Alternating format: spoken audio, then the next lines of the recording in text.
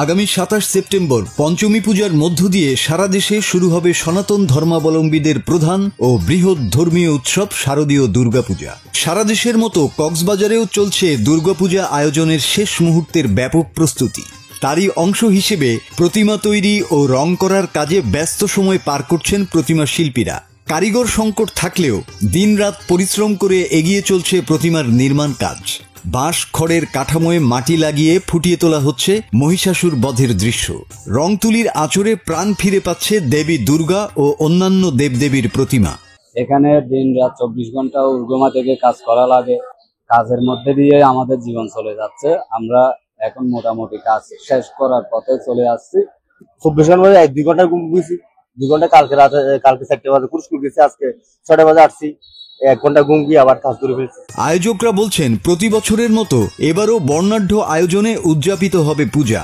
দেশের সর্ববৃহৎ বিসর্জন অনুষ্ঠানও হবে কক্সবাজার সমুদ্র সৈকতে। সেই লক্ষ্যে নেওয়া হয়েছে ব্যাপক প্রস্তুতি। নেপালের চাইতে বড় এই ধরনের একসাথে এতগুলো প্রতিমা কোথাও বিসর্জন হয় না। আমাদের অনেক প্রস্তুতি, আমাদের গানের অনুষ্ঠান হবে, ওখানে সবাইকে সংবর্ধনা দিতে হবে এবং সব বিভিন্ন ঢাকা থেকে অনেক অতিথিরা আসে। ১,০০,০০০-২ লাখের মতো লোক প্রতি বছরে হয়। এবছর হয়তো যেহেতু ৪ দিন বন্ধ হয়েছে, তাহলে আরো বেশি লোক হওয়ার সম্ভাবনা। শুধু যে হিন্দু সনাতনীরা না, সবাই আসবে বিসর্জনের অনুষ্ঠান।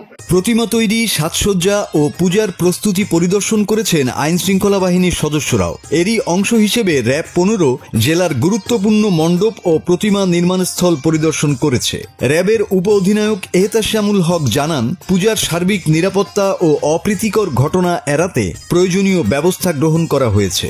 কক্সবাজার যতগুলো পূজা মণ্ডপ আছে সেগুলোকে আমরা ভাগ করে করে এগুলা আলাদা করেছি এবং সেই অনুযায়ী আমাদের 24/7 হচ্ছে আমাদের টহল দল সংশ্লিষ্ট জায়গাগুলোতে থাকবে এবং আমাদের হটলাইন নাম্বারও আমরা চালু করেছি এই বিশেষ পূজাকে কেন্দ্র করে।